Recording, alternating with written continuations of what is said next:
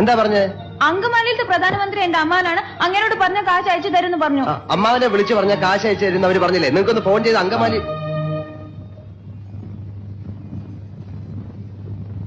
അങ്കമാലിയിലെ അമ്മാവൻ ആരാന്ന് പറഞ്ഞു?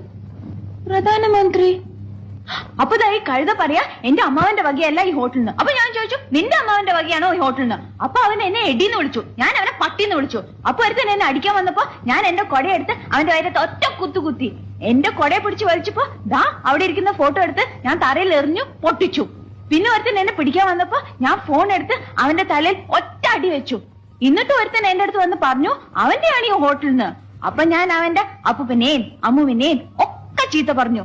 അവൻ പോലീസിനെ വിളിക്കുന്നു പറഞ്ഞപ്പോ ദാ അവിടെ ഇരിക്കുന്ന പൂച്ചട്ടി എടുത്ത് അവന്റെ തലയിൽ ഒറ്റ അടി വെച്ചു കൊടുത്തു. അവനെ ആശുപത്രി കൊണ്ടുപോയി. ഞാൻ വേറെ ഒന്നും ചെയ്തില്ല, ഇത്രേ ചെയ്തുള്ളൂ. അതിനാണ് ഇവന്മാർ ഇങ്ങനെ ബഹളം വെക്കുന്നത്.